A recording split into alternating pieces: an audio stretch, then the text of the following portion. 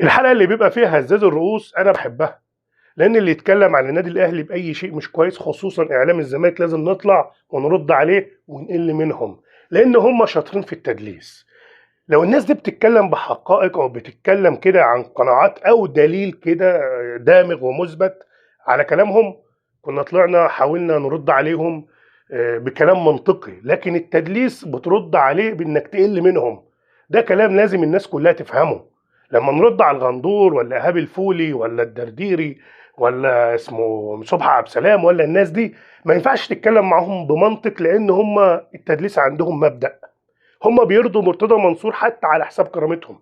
لما اتكلم قبل كده ان الاهلي بيتوزع عليه وجبات من تركي آل الشيخ، ده صبحي عبد السلام، وجبنا فيديوهات وقلنا له ان هي ما كانتش وجبات، كانت كتب وبتتوزع على جمهور الاهلي وجمهور الزمالك. جبنا الفيديو كان موضح.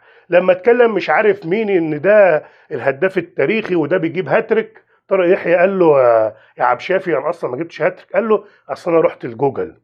القصد في الموضوع يا جماعه، الناس دي هتطلع تتكلم على القناه بتدليس بس، ما عندوش اي حاجه كده مثبته يطلع يتكلم فيها.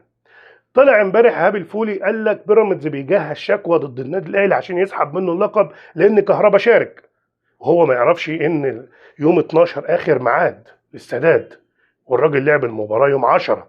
لكن هم طالعين يعملوا بروباجندا ضد كهربا، ضد النادي الاهلي وبس. عشان كده امبارح لما اسمع تدليس تاني من الغندور وهو بيقول لك ان يا جماعه في لاعب في النادي الاهلي اسمه مروان عطيه تسبب في اصابه لاعب عنده 37 سنه اللي هو عبد الله السعيد، وده ما ينفعش.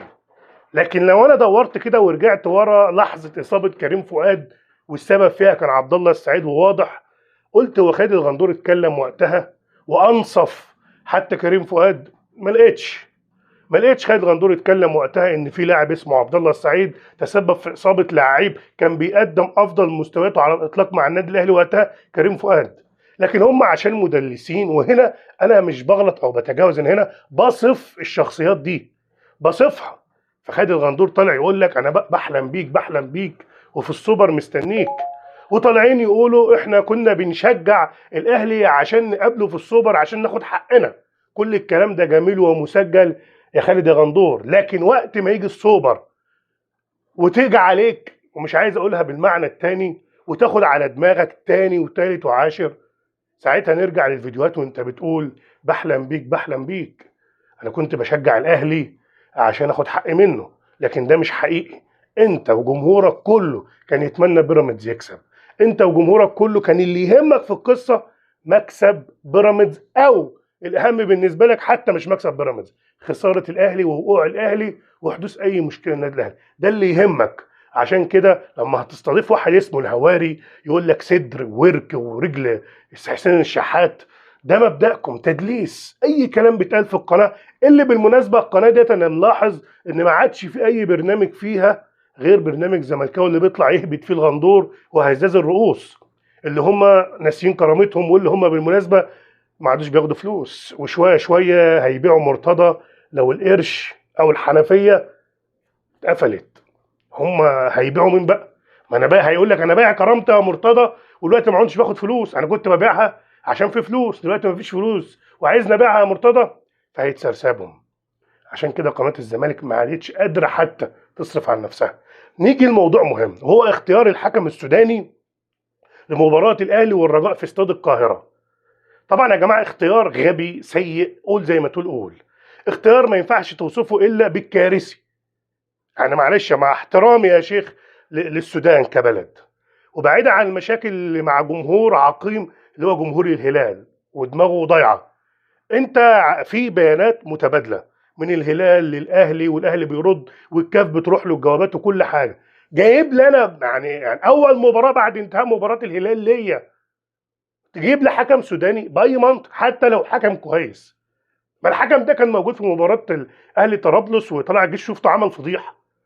حارس مرمى بتاع طلائع الجيش اتضرب بشمروخ وكمل المباراه عادي، حتى لو القانون بيقول كملها ما كتبش في التقرير وصعد فريق الليبي. مع ان من القصه دي حتى لو حكم مميز باي منطق تجيبه لي، يعني القاره دي كلها ما فيهاش حكم غير الحكم السوداني ده. يعني حتى المباراه الثانيه حكم ليبي، يعني انا مش فاهم. مع احترامنا للسودان وليبيا ما عندهمش كوره، فهتجيب لي حكم منهم؟ انا بقول لك حتى لو حكام كويسين ما تجيبليش حكم سوداني مباراه زي دي. اتمنى برضو القصه دي تبقى موجوده. في فار، اكيد في فار، وده الاهم بالنسبه لي. بس يا جماعه احنا هنسمع حوارات كتير، وقصه اختيار حكم زي ده مريبه، مريبه والله. يعني مش عارف انا الكاف هيفضل بالسذاجه دي لحد امتى. القصه المهمه بالنسبه لي موضوع كهرباء. الفلوس اتلمت، الفلوس ما اتلمتش، لا دفع 10 مليون، النادي دفع 20 مليون، النادي هيدفع 20 مليون مقدم 5 سنين، قصص كتير جدا.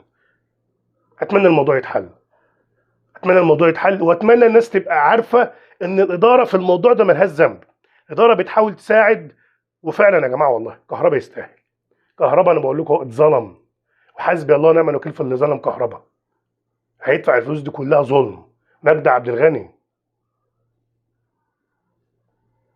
يلا حسبي الله ونعم الوكيل في كل واحد ظلم كهربا.